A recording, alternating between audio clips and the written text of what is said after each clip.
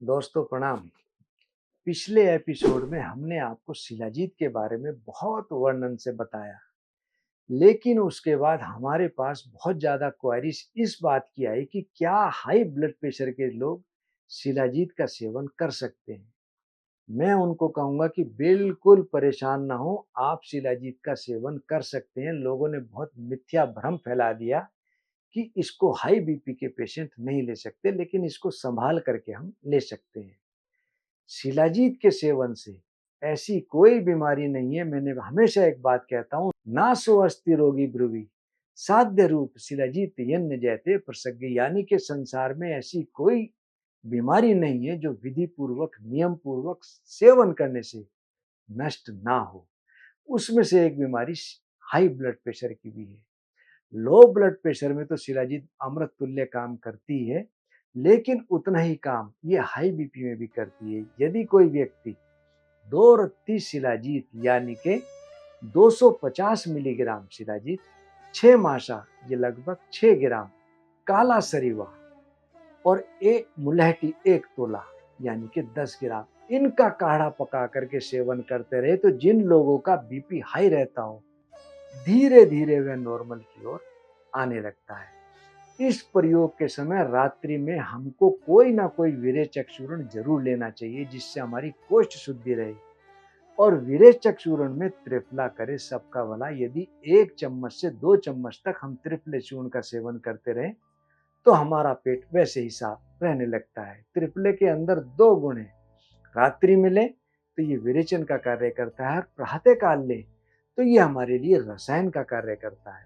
उसी प्रकार जिन लोगों को पेशाब के साथ शुक्र जाता हो, शुक्र में की शिकायत हो, ऐसे लोग शिलाजीत 2 भाग, बंग भस्म 2 भाग, लोह भस्म 1 भाग, अभ्रक भस्म 0.6 भाग यानी कि लगभग आधा, इन सब को मिलाकर के 2-2 रत्ती की मात्रा बना लें और दिन में 1 से 2 गोली 2 बार दूध के साथ सेवन करें तो हर प्रकार का शुक्र में दूर होता है। शुक्र की जो समस्या हो, चाहे पेशाब के साथ शुक्र जाता हो, स्पर्म क्वालिटी हमारी बड़ी पुअर हो, स्पर्म हमारे सीमेन के अंदर बहुत कम होते हो, उनकी मोटिलिटी काफ़ी कम हो, स्लजिस कम होने लगते हैं इसके सेवन से, और जो डेड है वह भी धीरे धीरे जिंदा की ओर, एक्टिव की ओर जाने लगती हैं। तो ऐसे लोग जिनको शुक्र की समस्या हो, धातु क्षीणता हो, ये प्रयोग उनको अवश्य करना चाहिए। दूसरा एक प्रयोग और बता रहा हूँ, शिलाजीत 2.5 भाग, लौह भस्म 1 भाग, केसर 0.6 भाग ये लगभग आधा बैठा, और अंबर 0.3 भाग, इन सब को मिलाकर कूट करके हम घोट करके 2-2 रत्ती की गोली बना लें। 2 रत्ती यानी कि 250 मिलीग्राम। इसको भी हम दूध के साथ या चंदन के शरबत के साथ सेवन करें तो पेट की गर्मी शांत होने लगती है। हमारे शुक्र के अंदर यदि इन्फेक्शन हो, पस्चल्स ज़्यादा आते हो तो वह तो डिक्रीज होते ही हैं, साथ ही साथ स्पर्म हमारे इम्प्रूव होते हैं, उनकी क्वालिटी बढ़ती है, स्पर्म काउंट बढ़ने लगते हैं, और एक्टिव जो जिंदा हैं वे स्ट्रॉन्ग होकर और बढ़ते हैं। जिन लोगों को बहुमूत्र की शिकायत हो उनके लिए शिलाजीत किसी वरदान से कम नहीं है। बहुमूत्र यानी कि जिनको पेशाब बहुत आता हो, आपने देखा होगा 40-45 साल के बाद, चाहे वो प्रोस्टेट के कारण हो या हमारी मसल्स वीक हो, यूरिनरी सिस्टम वीक पड़ रहा हो, या डायबिटीज के कारण हो, ऐसे लोग शिलाजीत का सेवन बहुत अच्छा उनको लाभ देता है। शिलाजीत, बंग, छोटी इलायची के दाने, बंसलोचन, इनको सम भाग ले लें और मिला करके 2-2 रत्ती यानी कि 250 मिलीग्राम की गोली बना करके दूध के साथ या शीतल मिर्च और गोखरू के काढ़े के साथ सेवन करें तो हर प्रकार की शुक्र की समस्या दूर होती है, और बहुमूत्र की जो समस्या है उसमें हमको बहुत लाभ मिलता है। टीबी एक बीमारी है ट्यूबरकुलोसिस की, जो कि बहुत दुष्ट है।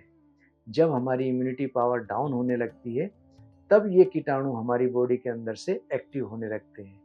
ऐसे लोग शिलाजीत, स्वर्णमाक्षिक, लौह भस्म, त्रिकटु यानी कि सौंठ, काली मिर्च, पीपल, इनको हम कूट करके शहद मिलाकर बकरी के दूध के साथ सेवन करें तो टीबी में भी बहुत लाभ मिलता है। और सिर्फ हमको रसायन के रूप में आयु वृद्धि के लिए हमको इसका सेवन करना हो तो हम शिलाजीत का सेवन 1 बूंद, 2 बूंद, 5 बूंद तक, 10 बूंद तक अपनी आयु बल के हिसाब से दूध के साथ नियमित रूप से सेवन करते रहें तो हमको बहुत लाभ मिलता है। जिन लोगों को पैरालाइज हो गया हो, जिनको अधरंग की समस्या हो, ऐसे लोग शिलाजीत 1 रत्ती, सरीवा जिसको अनंत मूल कहते हैं 2 रत्ती, दिन में 2 बार, खास तौर से रात्रि में जरूर इसको सेवन करें। हरित की चूर्ण और सेंधा नमक मिलाकर हमको पैरालाइज में बहुत लाभ मिलता है। और जो लोग सिर के दर्द से परेशान हो, चाहे वो सर्वाइकल स्पॉन्डिलाइटिस हो या माइग्रेन हो, ऐसे लोग शिलाजीत 125 मिलीग्राम, गिलोय सत्व 125 मिलीग्राम, मजीठ 250 मिलीग्राम दिन में 4 बार आम के मुरब्बे के साथ सेवन करें तो हो नहीं सकता कि सिर का दर्द दूर ना हो।